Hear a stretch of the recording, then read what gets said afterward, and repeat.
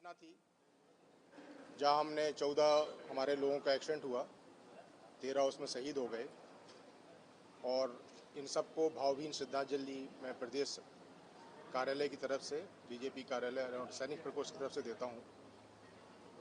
मेरा अच्छा लक था कि मेरे जनरल साहब के साथ कुछ काम करने का मौका मिला और उनकी ससुराल पक्ष जो कि मध्य प्रदेश में ही है उससे भी जुड़ाव था। साथ ही साथ अपने 2 और सैनिक जो मध्य प्रदेश के उसमें शहीद हुए हैं, एक शहीद हुआ, एक घायल है, वो भी मध्य प्रदेश को बिलोंग करते हैं। तो देखा जाए तो 3 शहादत जो हुई हैं या 2 शहादत और एक कैजुअल्टी जो हुई है वो मध्य प्रदेश से है और हम सबको उसका दुख है। लेकिन फ़ौज का एक सोच हो रहता है कि जब हो गया, इंसिडेंट हो गया, उसके आगे क्या। तो अभी सिट डाउन करने का टाइम नहीं है, देश नया सीडीएस ढूंढ रहा है। जनरल साहब की जो थोड़ी बहुत मेरी मुलाकात थी, प्रोफेशनली बहुत ही साउंड थे। कई बार जब प्रोफेशनली मुझे उनको ब्रीफ करने का मौका मिला तो वो ऐसे डिटेल में घुसते थे जो मुझे कभी सोचा भी नहीं था कि चीफ उस डिटेल में जा सकता है, और एक एक चीज़ की उनकी जानकारी थी और काफ़ी नॉलेज रखते थे। साथ ही पर्सनल फ्रंट में बहुत ही सरल, सिंपल डिसीजन मेकिंग, तुरंत और स्ट्रेट फॉरवर्ड बात करना, दिल से बात करते थे वो। कभी ऐसा नहीं लगा कि कोई पॉलिटिकली इनकरेक्ट कभी हो गए हों, कंट्रोवर्सी बन गई हो, बट वो मिलिट्री लीडर की क्वालिटी नहीं है पॉलिटिकली करेक्ट होना। उसकी क्वालिटी है कि देश के लिए सोचना और अपनी आर्मी के लिए सोचना, और फोर्थ राइट, तुरंत जो सही है वो बोलना। और हमारा बहुत बड़ा लॉस हुआ है और मैं उन सब को अपनी तरफ से श्रद्धांजलि देता हूँ। चीफ ऑफ आर्मी स्टाफ जो देश के पहले हमारे सीडीएस जनरल रावत जी और उनके साथ हमारे जो सभी सैनिक जो शहीद हुए हैं, उन सबको आज भारतीय जनता पार्टी मध्य प्रदेश ने, हमारे सैनिक प्रकोष्ठ ने श्रद्धा के सुमन अर्पित किए हैं। ये देश को एक अपूरणीय क्षति है। एक ऐसा व्यक्तित्व, जनरल रावत जी के बारे में ये कहा जाता है कि इस देश के अंदर आर्मी का आधुनिकीकरण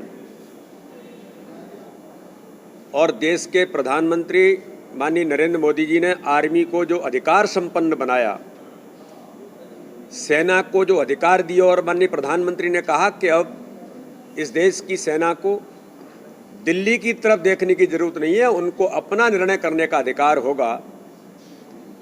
और उसी का परिणाम था कि जनरल रावत जी के नेतृत्व में इस देश के अंदर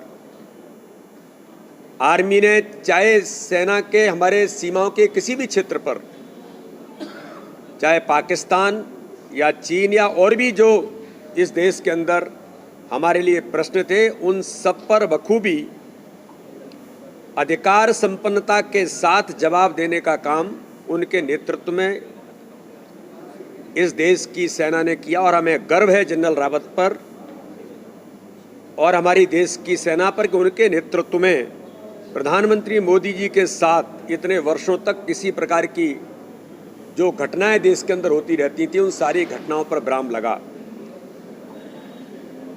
तो आज ये देश जनरल रावत जी को और मध्य प्रदेश के साथ उनका जो संबंध है कि मध्य प्रदेश के वो दामाद थे।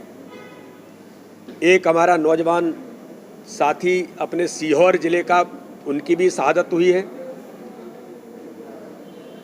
तो मध्य प्रदेश, पूरा मध्य प्रदेश इस शोक की लहर में डूबा हुआ है।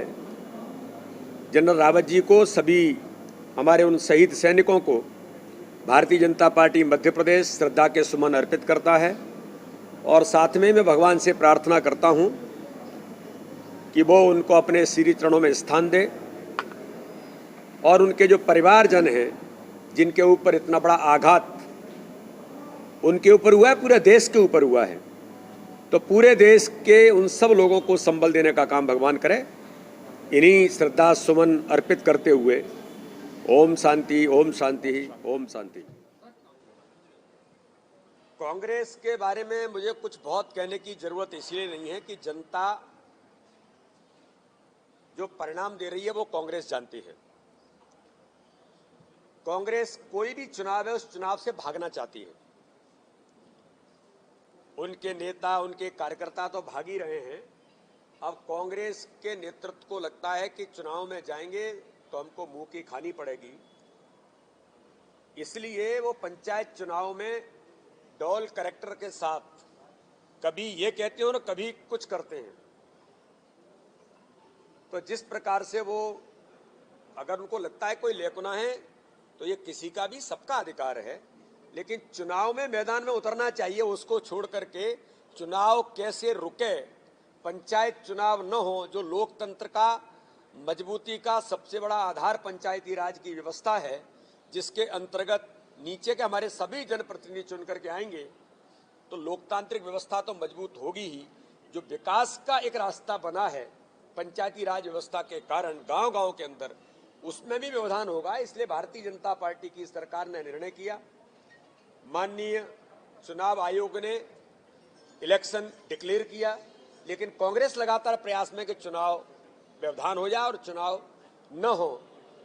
तो ये कांग्रेस लगातार एक दोहरी नीति के साथ जो प्रयास कर रही है, लेकिन मुझे पूर्ण विश्वास है कि ये चुनाव पंचायती राज व्यवस्था के, ग्रामीण निकाय के और नगर निकाय के चुनाव मध्य प्रदेश के अंदर होंगे और मध्य प्रदेश को मजबूती मिलेगी और भारतीय जनता पार्टी के कार्यकर्ता इन चुनावों में ऐतिहासिक बहुमत के साथ जीत करके आएंगे, क्योंकि हमारे कार्यकर्ता लगातार जनता के साथ गांव-गांव के अंदर बूथ-बूथ पर काम में लगे हैं।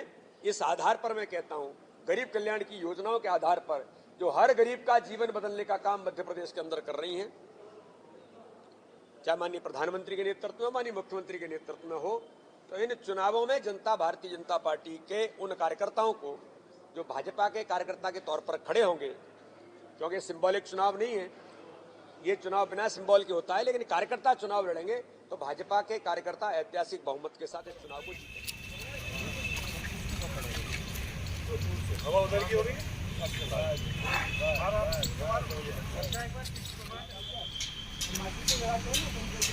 जब ये तीनों चीजें पर्याप्त मात्रा मिल जाती है तब आपकी आग बंद होती है।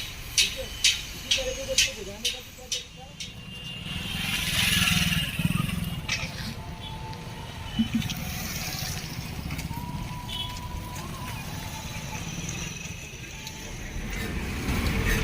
देखते हैं, आप कलरफुल को रखना है और FDR बना के रख लेना। कैंसिल होगा जब दौरे पे जिस साइड से जाएगा।